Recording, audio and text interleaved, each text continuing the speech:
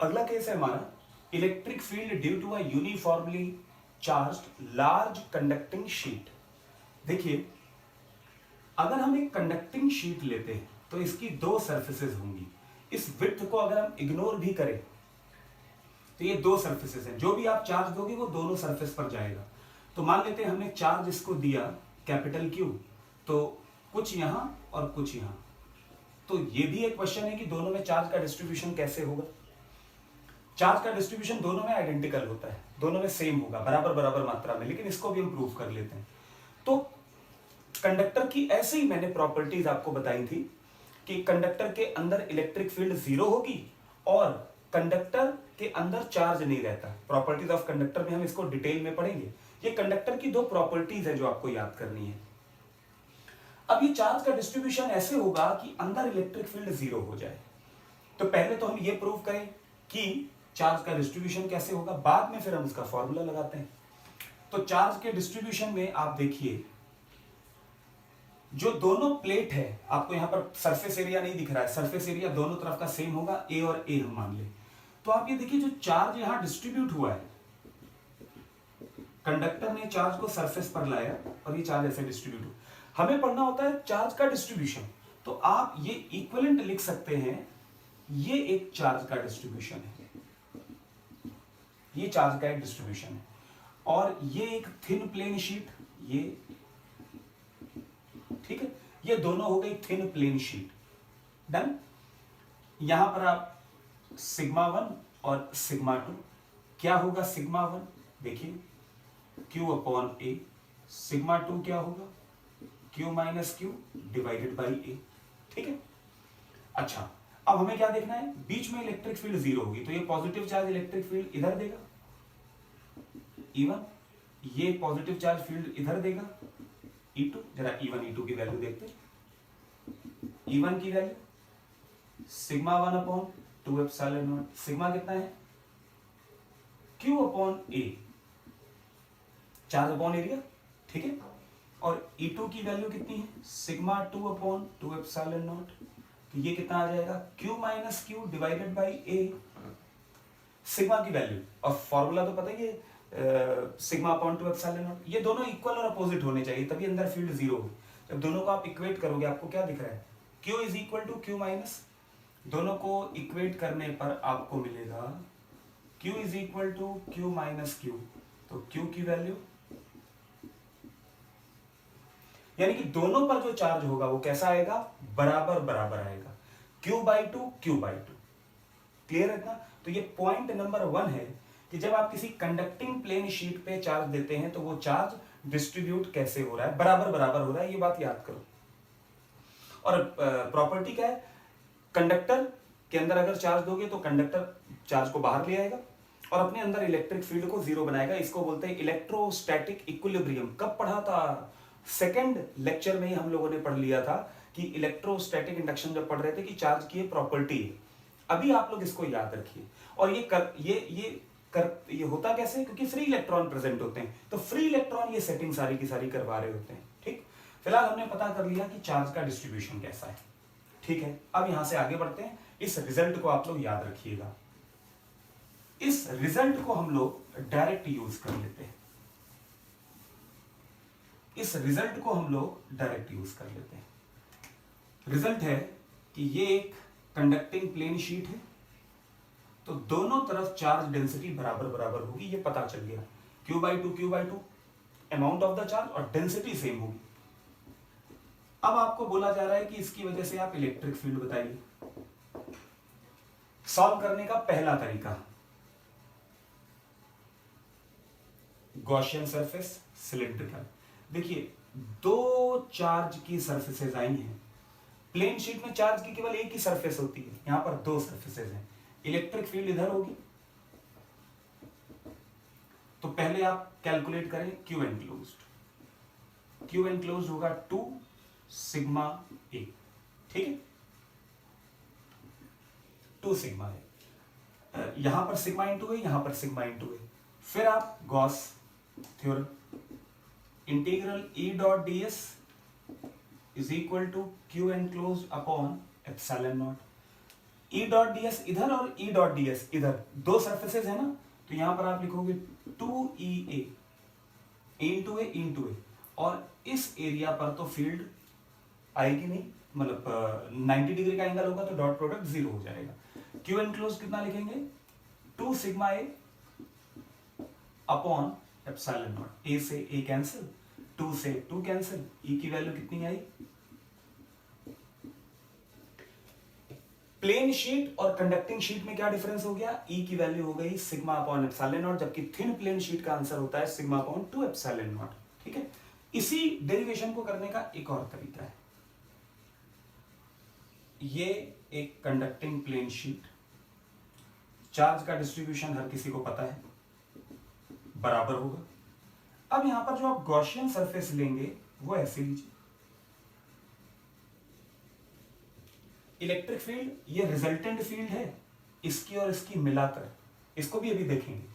अब यहां पर आप कैलकुलेट करें Q enclosed, sigma into A, formula E dot D S Q enclosed upon epsilon naught, E into A sigma into A upon epsilon not, तो ई की value sigma upon epsilon not. Clear है इतना, यहां से भी वही result आया। तो अगर यहां पर चार्ज डेंसिटी डबल हो रही थी तो फील्ड जो फ्लक्स था वो भी तो दो जगहों पर जा रहा था, ये भी एक रिजल्ट है। ठीक है, अब बात करते हैं इसके इसी रिजल्ट को लाने का एक और केस है। अगर आप इन दोनों चार्जेस को थिन प्लेन शीट जो इसका इक्विवेलेंट होता है, आप इसको मान सकते हैं कि ये एक थिन प्लेन शीट है, ठीक, और ये एक थिन प्लेन शीट है, चलेगा। चार्ज डेंसिटी सिग्मा, ये मैंने क्लास में भी क्वेश्चन करवाया था, दोनों के राइट में दोनों की वजह से फील्ड है sigma upon 2 epsilon not, sigma upon 2 epsilon not, तो रिजल्ट कितना आएगा, आया कि नहीं आया।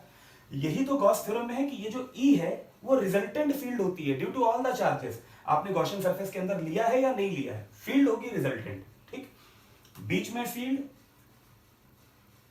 ये दोनों कैंसिल आउट, और यहां पर field resultant sigma upon 2 epsilon not, sigma upon 2 epsilon not, sigma upon epsilon not.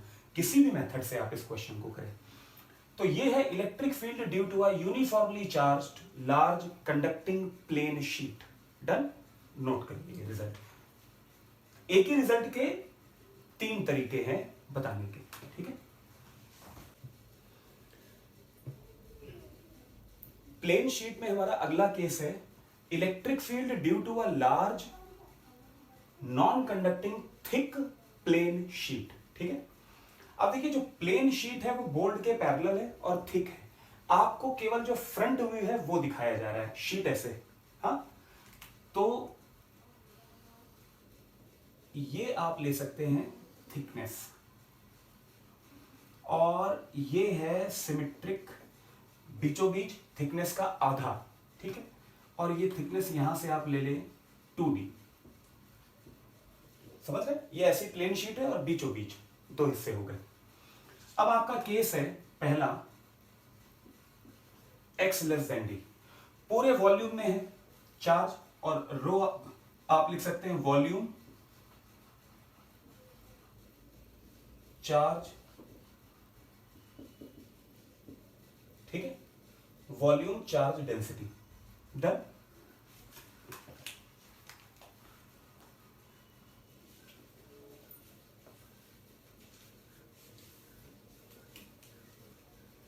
देखिए अगला केस है हमारा electric field due to a large non conducting thick plane sheet. और प्लेन शीट देखिए कैसी है, ये बोर्ड के परपेंडिकुलर है।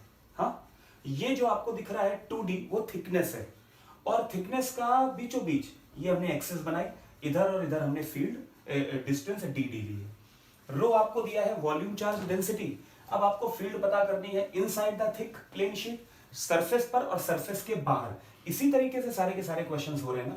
तो यहां पर आपको वॉल्यूम चार्ज डेंसिटी दी है, जो गॉसियन सरफेस होगी वो होगी सिलिंड्रिकल, ये x और ये x, और ये एरिया आप कुछ भी ले लें a। तो यहां पर चार्ज एनक्लोज्ड कितना आएगा, क्यू एनक्लोज्ड की वैल्यू होगी डेंसिटी इंटू 2x ए, एरिया इंटू 2x, सिलेंडर का volume.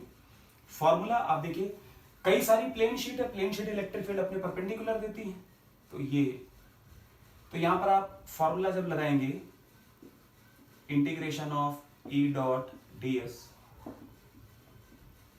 Q enclosed upon epsilon not, तो क्या आ जाएगा, ई इंटू ए प्लस ई इंटू ए। और इस वाली सरफेस के लिए तो फील्ड आनी नहीं है, क्यू एनक्लोज कितना है, रो 2xa अपॉन एप्सिलॉन नॉट, तो यहां पर ए कॉमन लेके कैंसिल आउट, और इधर से E2 भी कैंसिल आउट हो जाएगा, तो फॉर्मूला क्या आएगा, rho upon epsilon not into X. Done. तो ये आपका हो गया पहला case, rho upon epsilon not into X. Second, अगर सरफेस पर पूछा जाए, x equal to R, Q enclosed, density into 2d into area, चलेगा, और integration of E dot D S is equal to Q enclosed upon epsilon naught, field इधर होगी, तो यहां पर आप लिख सकते हैं 2EA is equal to rho 2DA upon epsilon not, 2A cancel, तो E की वैल्यू क्या आई, rho upon epsilon not into D, चलेगा। ये केस 2 है। और केस 3 है x greater than d, Gaussian surface cylindrical, electric field इधर ही होनी है, ठीक। तो यहां पर आप लिखेंगे Q एनक्लोज्ड, देखिए Q एनक्लोज्ड केवल इतनी जगह पर ही है, गॉसियन सरफेस बाहर है, ठीक। तो Q एनक्लोज्ड आएगा density into 2dA, formula integral E dot ds is equal to Q enclosed upon epsilon naught, ये आ जाएगा 2EA is equal to rho 2DA upon, x पे डिपेंड ही नहीं कर रहा है, ये x ग्रेटर देन आर है, तो रिजल्ट कितना आने वाला है, E is equal to rho upon epsilon not into D. तो ये है आपका केस जिसमें हमने पढ़ा थिक प्लेन शीट की वजह से electric field inside on the surface and outside of the surface.